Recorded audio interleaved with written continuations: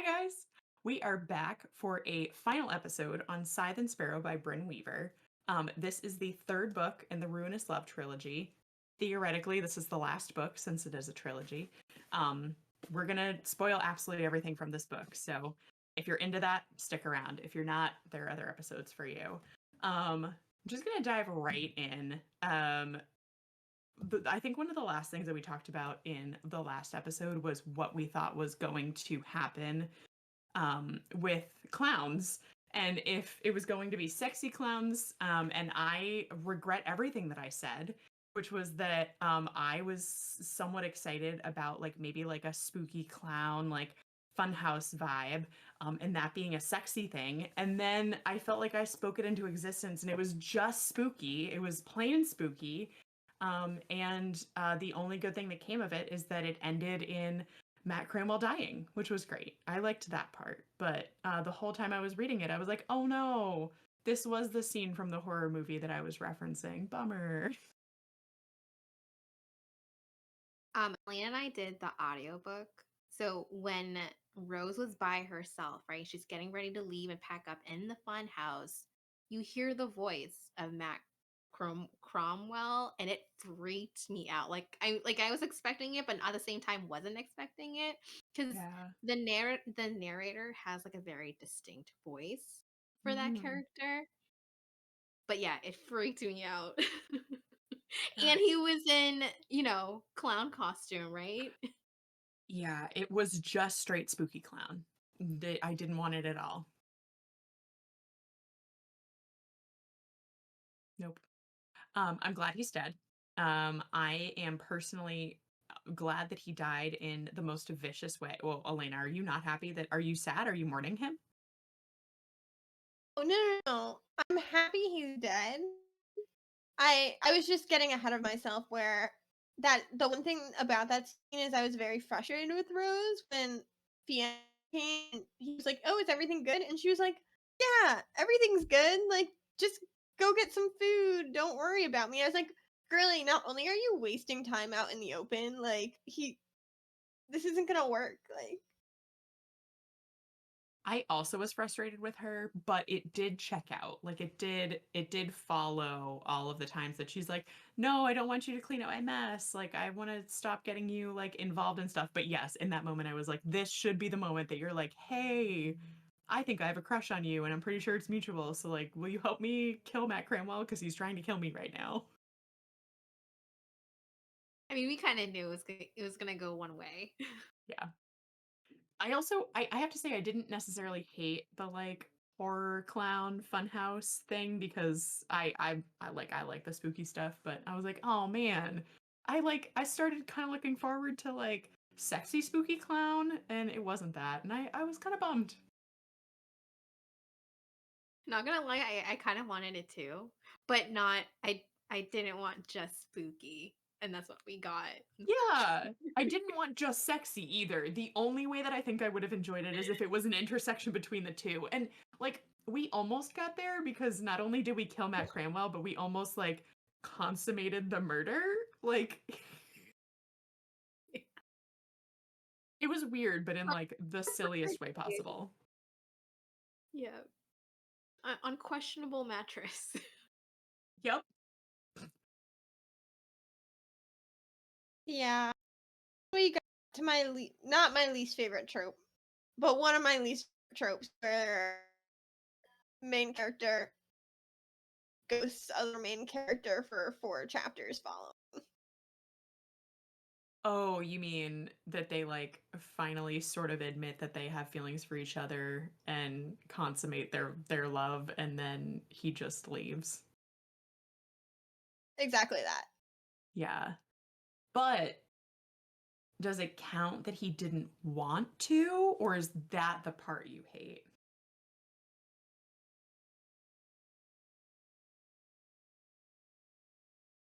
You look so pained right now.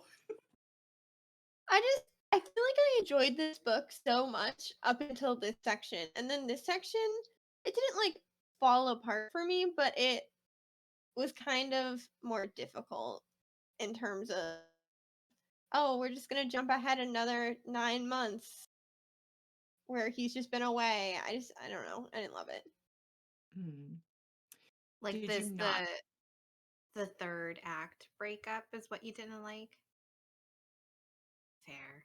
I'm not a fan of them either, but I will accept it in this book because, like Brooke said, it wasn't by choice. Like his decision.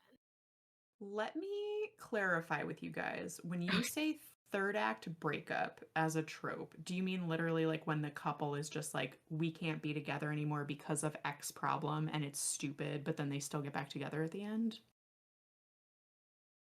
Okay, then I agree with you. Not a fan of that, but I feel like this was very different, at least for me, because I feel like neither one of them actually felt like they were getting broken up with or that they were breaking up. I think they were just like, why do we have to be apart? And also, how do I feel about this like forced parting?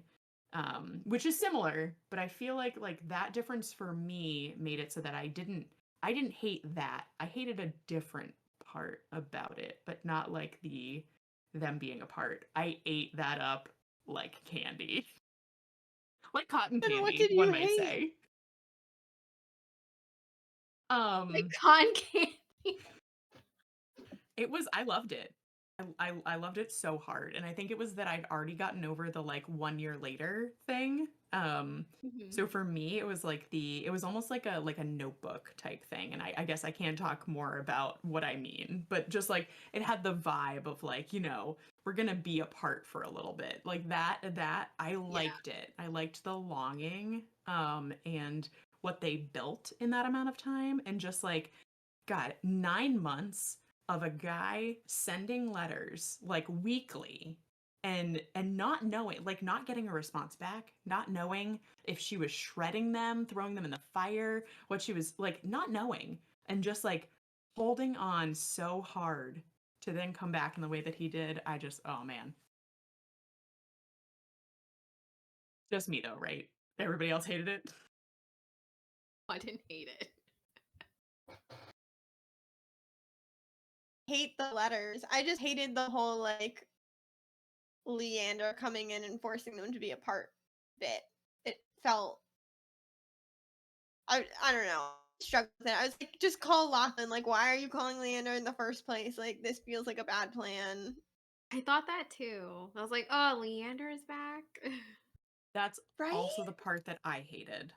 So I'm glad we all agree on that. And the part that I didn't hate the Leander coming in and then being like, I'm going to need payment for what I've done for you, and my payment is your servitude. Like that made sense to me.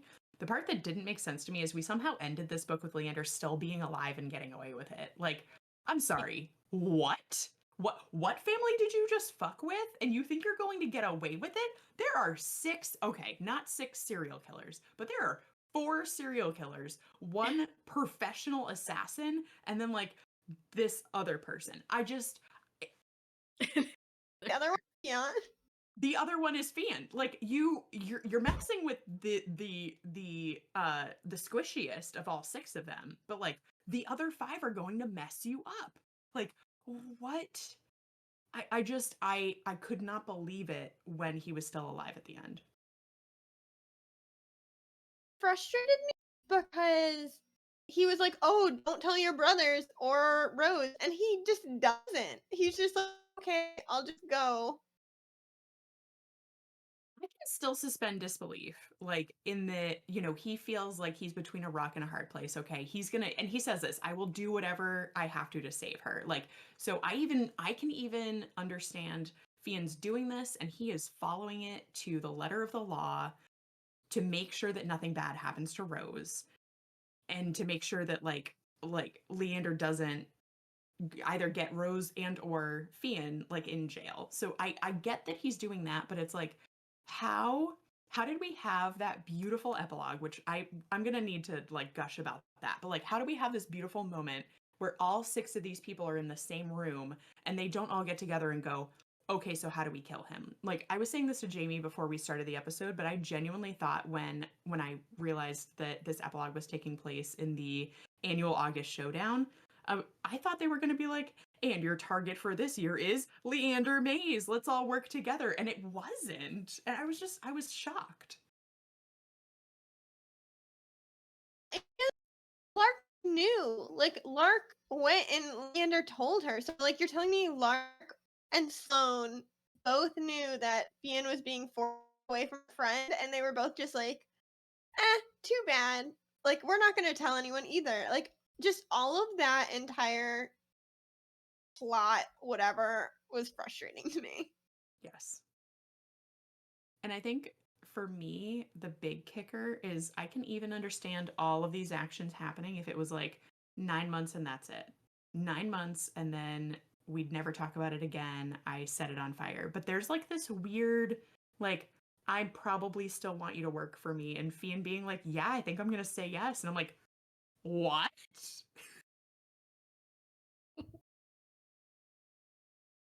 Why? Someone explain this to me. Wait, can someone remind me? Like, do the brothers know about Lachlan and Leander? Yes. Yeah. Okay, then why, Fionn? Right. Because it's like even Lachlan isn't working for Leander anymore. So it's like he just got rid of Lachlan and now has Fionn. And Fionn's just like, yeah, I think I just like might keep working for him because I'm going to be in Boston living my future with Rose. So I might as well. I think it's supposed to be like him and like accepting his dark side. Like, he's like been pushing it off for so long, and like joining up with Leander is supposed to be like him like still being a doctor but kind of like coming to peace with that part of himself. But I still think it's dumb. I am okay if I am in the minority on this one. And I think that there have been moments where I'm like, oh, maybe Leander's like an okay guy. But like he's like there's a difference between like Fionn bad, where like, ooh, like I'm gonna use a sex swing and like I'm gonna do super adventurous things in the bedroom and like also maybe unalive the person that looks at my girlfriend the wrong way. But like Leander is a whole different breed. Like if you had told me that the hot dogs thing was going to be a guy looking at someone's intestines coming out of their dead body and going, I want a hot dog. Like that is not a level of fucked up that I want to read about. He crazy. Yeah. And not in the I'm gonna paint myself green so I can have weird dragon sex with my wife crazy. Like he's actually crazy. Like real gross crazy. I'm assuming we figured out who like the next book in the world. Like, I know this is a trilogy, but it seems like we're gonna get Autumn's book or whatever her name is. What if it's her and Leander? Just hear me out. Well, right. So that was the thing that I was going to posit is are we thinking that like we're all agreeing that there have to be more books at least in this universe, right? Epilogue is like, well, you don't do that epilogue unless the next book is about, well, not the next, but you're making a book about her, right? Like, Yeah. otherwise that epilogue doesn't make sense. I agree. Yeah. Yeah. So do we think that like that is the way that we let this make sense, is that we hope that Leander gets his comeuppance like later on? Or somehow Yeah. Brynne makes his weirdness something. God, I can't even say like the word sexy and cute, but like if anyone could do it, it would be Brynne Weaver. But like I have some serious doubts about wanting to read a whole book about Leander. Yeah. I'm conflicted. Conflicted because I want to read more of her books, but if it's Leander, I'm not sure. Yeah, yeah, gross, gross, Autumn, gross. yes. Absolutely, 100% will read that book. But if I catch wind that she's like making eyes at Leander Mays, I'm gonna be concerned. I'm not sure what it would be about because isn't Harvey's already dead, right? Yes. Yeah. So there's really no way for her to get like revenge in her story? Or No. is there? I don't think specifically, right? Because wasn't Harvey was the guy that killed her boyfriend. That kidnapped, yeah, the kidnapped them both. Yes. And then Sloane Sloane saved killed her. him. Mm-hmm. And then it was his brother who was the Phantom, who's also dead. Yes, that's right. So I don't know. I don't know if they have like another sibling or somebody in their lives that she can go after, or if it's just going to be like, what is Autumn doing now that she has this amazing amount of emotional baggage? And like, does she apprentice with like Sloane? Like, I'd read that book. Like, Yeah. yeah. Just wonder what this next, I don't even know if it's like a trilogy too, or just another set of series, what that would be about. Yeah. Like, is Brynne gonna do another like dark rom-com set of stories with this? Yeah, almost like a spin-off series, maybe. Yeah. I don't know. I I would just- definitely read it. I just tried to Google it and it doesn't seem like there's really anything out. It says she leaves it open for a spin-off, maybe. Yeah. Even if she doesn't ever write another book, I enjoy the epilogue, even just from the standpoint of I know multiple times we were like, but like she just like runs off into the woods and we never see her again. So I was at least glad that it came full circle in that way. Yeah, agreed.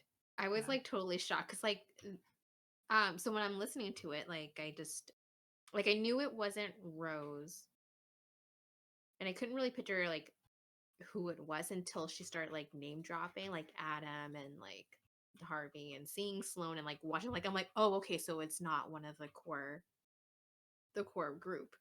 And Mhm. then like hearing her say like her name and everything, like that was really shocking, but also Yeah. exciting.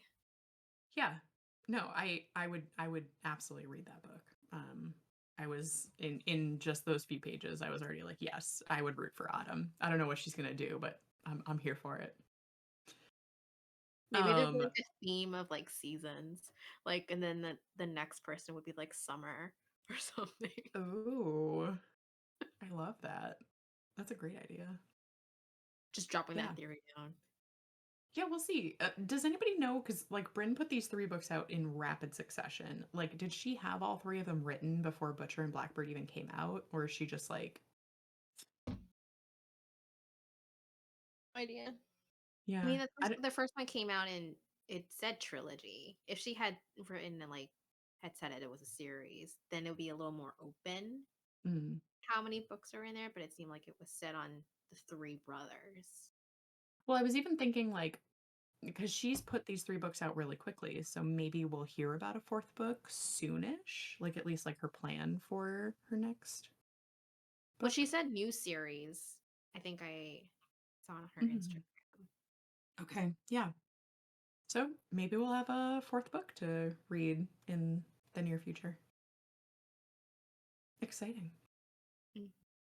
Um, I feel like I didn't get to gush about how freaking adorable the end of this book was for Fionn and Rose enough. Like, was there anything in particular that just like absolutely squeezed either of your hearts or like lines or moments that you just absolutely loved?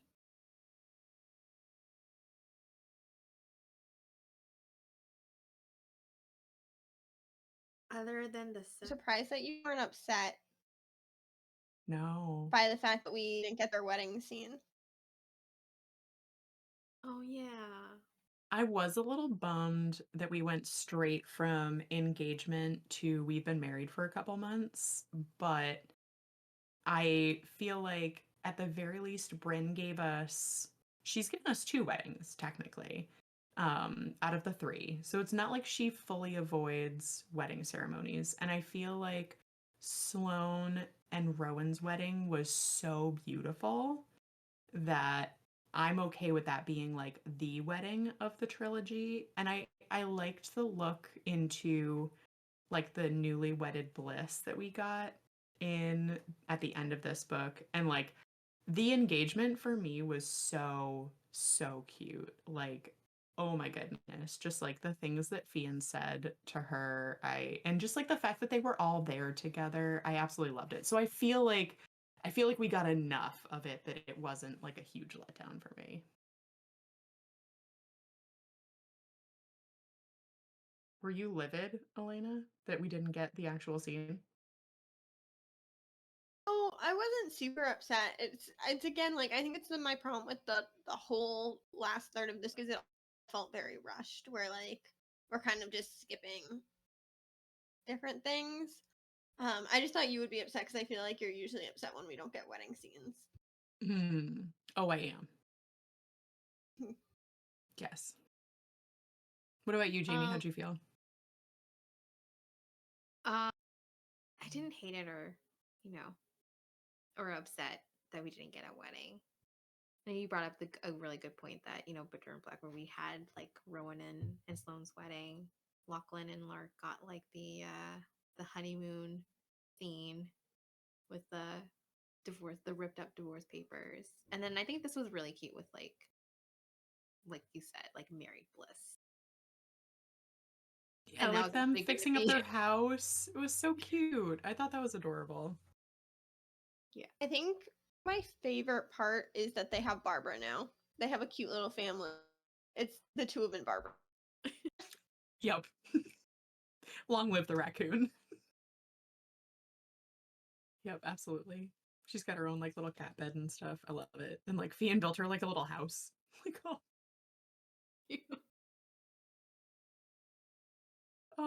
it was so cute. And I don't know. I guess for me, I didn't leave feeling like the end was really rushed. And maybe that's because I internalized all the time that they had to wait. Like it's not like it felt like it was 9 months long, but it was just like oh my goodness, like waiting every week to get a letter from him and then like imagining what he was going through. I felt like it took a long time, but like what more would you have liked to see at the end, Elena, that you felt like it skipped over?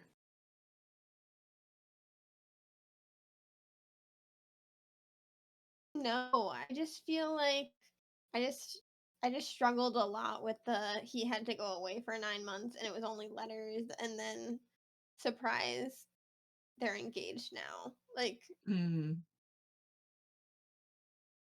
it just I don't know. Maybe more of them like being a couple, like an actual couple. Yeah. Couple.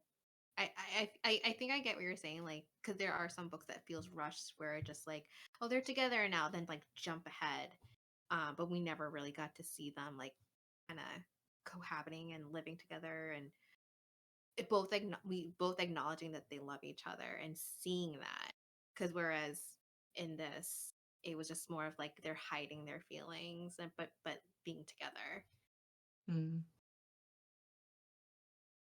A big part of it is because I think what I loved so much about this book, their interactions with each other. Like I think they're so cute together. And in this scene, like this section specifically, we really just get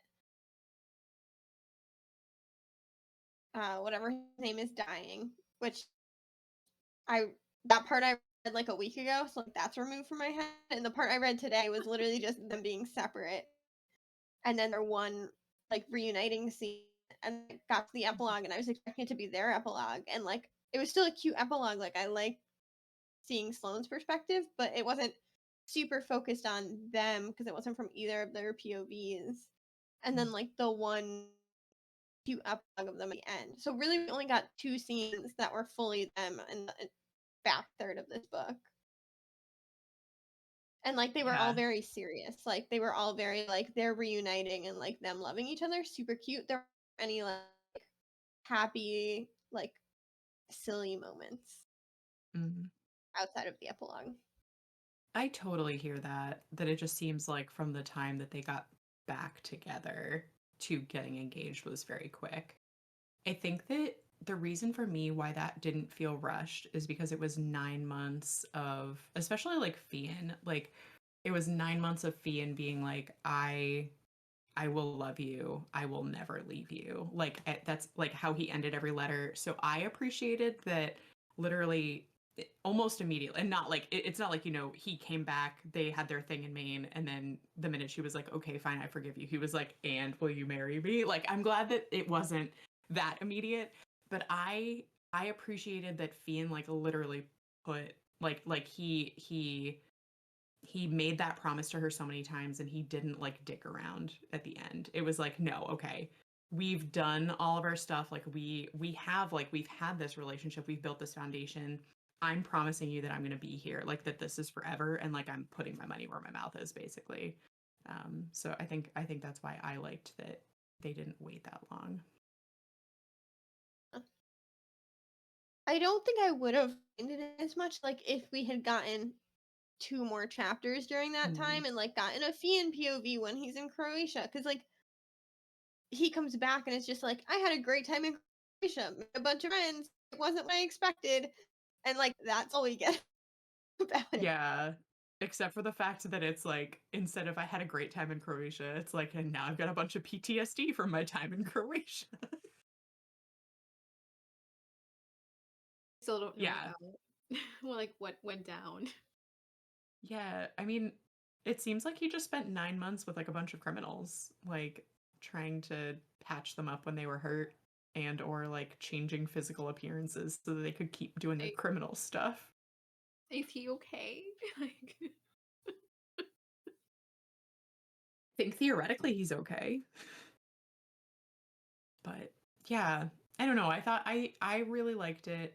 I think I'm a sucker for like a letter, just like putting all your feelings out in words. So like that was really cute. And like the tarot card thing was really sweet. Like what a cute yeah. version of like taking the thing that your partner's really into and like putting in the work to like learn about it. Like he like looked into what every single card meant and like brought his feelings around to like what these cards were and sent them with the letters and like went through the whole deck, and I thought that was really cute.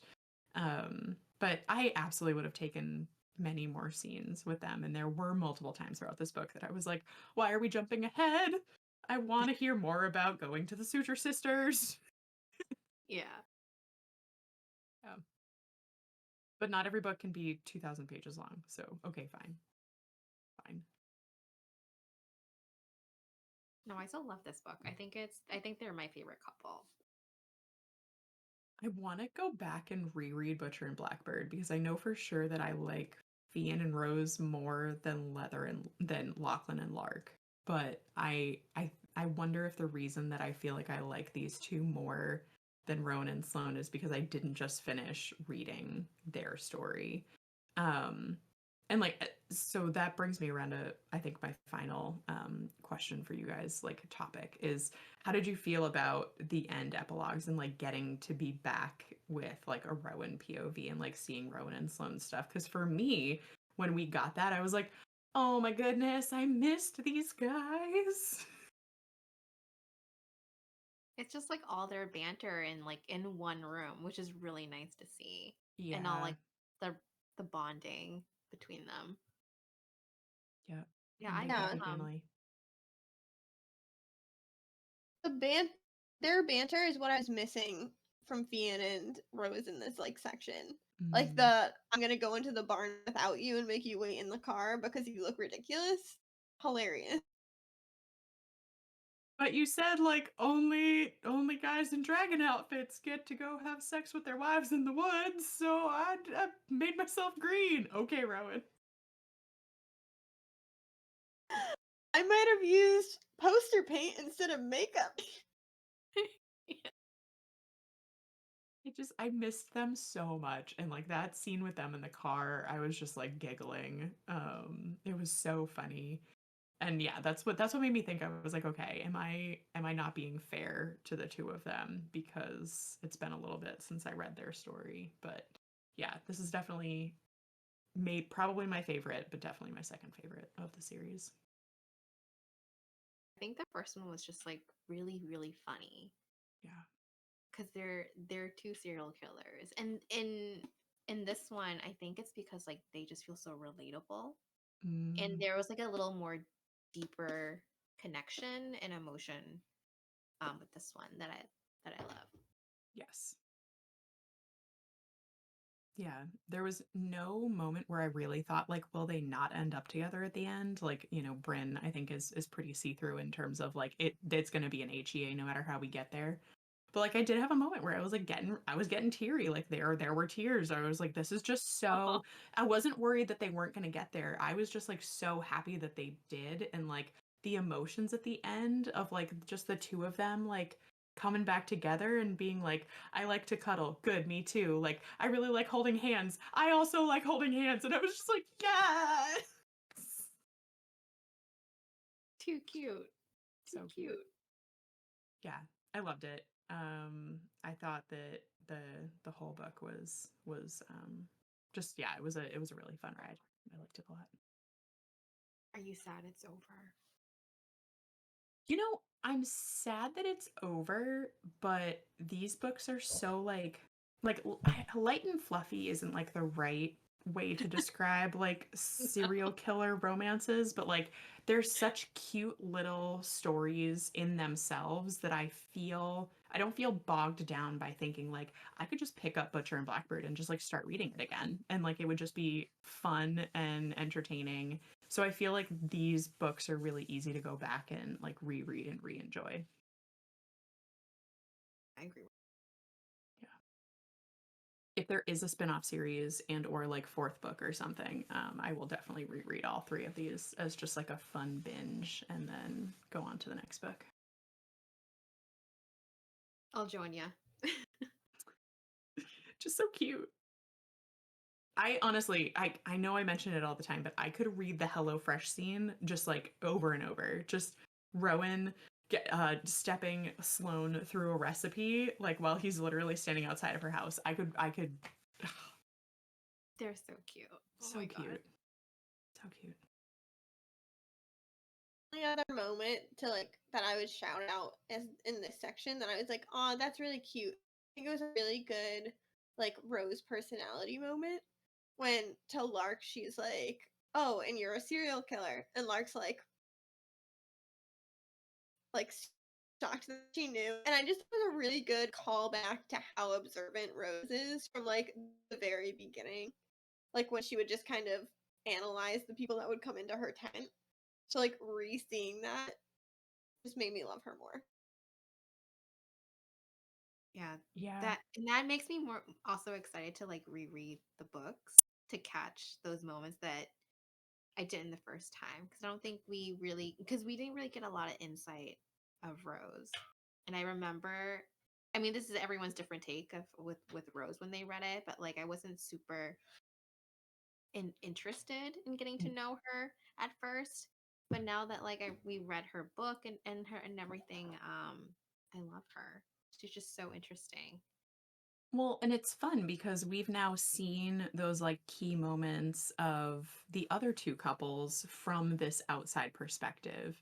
So we've been able to like see into like what was going on with them and like, get those like that really cute moment with like Rowan being over the moon about Sloane and like Rose being like, oh, he's smitten, and and seeing like Lachlan freaking out when Lark isn't there, and it would be fun now to go back and like re-look at those scenes now from another perspective and see them with what we know now about Rose and Fionn. Yeah, absolutely. Oh, well, I'm not gonna start reading Butcher and Blackbird like immediately, but it's probably I'm not gonna be able to wait until like next year to reread it for sure. Yeah, no, these were so much fun. I had such a great time, and I hope all of you enjoyed reading them along with us. I guess we're done with the Ruinous Love Trilogy. Bummer. Brynne, write us another book. In the meantime, we'll have to go on to another book. So I hope you'll join us for whatever pops up next. But thanks for being on this journey with us, guys. Bye.